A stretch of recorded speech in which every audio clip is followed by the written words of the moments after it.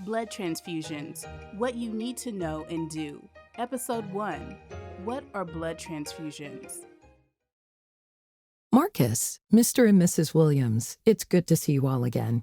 Marcus, I'm glad you're recovering well from your stroke last month. The blood transfusion we gave you in the hospital really made a difference. I would like for us to talk about starting you on regular blood transfusions now to help prevent another stroke. Can you explain what blood transfusions are? Yes, we'd like to know how transfusions will help Marcus. Sure. Everyone has red blood cells, and inside the red blood cells is hemoglobin. Hemoglobin's job is to carry oxygen all through our body.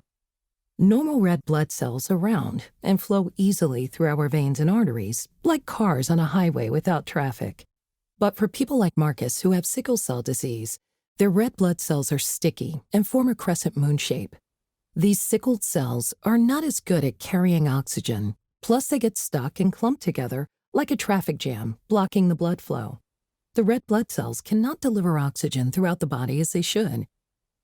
A blood transfusion is when healthy blood from a donor, someone else with the same blood type as you who does not have sickle cell disease, is put into your body. A blood transfusion helps because it unblocks the traffic jam in the blood vessels and improves the blood flow and delivery of oxygen. We gave Marcus transfusions in the hospital to unblock the arteries to his brain and stop the stroke. Now we would like to give him regular transfusions to prevent more traffic jams, so there's less chance he'll have another stroke. When Marcus starts getting these blood transfusions, will he still have pain crises? Good question. Even though the reason we want to give Marcus regular transfusions is to prevent another stroke, they will also decrease his pain episodes and may prevent other complications of sickle cell disease, like acute chest syndrome. How many blood transfusions does Marcus need? Right now, the best way to prevent another stroke is for Marcus to have a transfusion every 3 or 4 weeks for the rest of his life. This is called chronic transfusion, when someone gets transfusions on a regular schedule over several months or years. What we did in the hospital was called acute transfusion, giving blood to help with an urgent health concern like a stroke. Do you have any more questions? Yes. How safe is the blood? A lot of people worry about getting an infection from blood, so I'm glad you asked.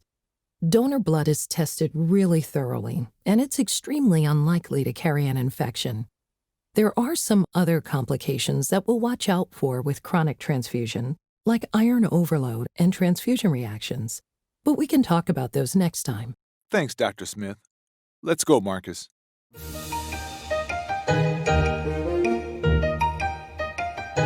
Watch the other videos in the series to learn more about blood transfusions and what you need to know and do.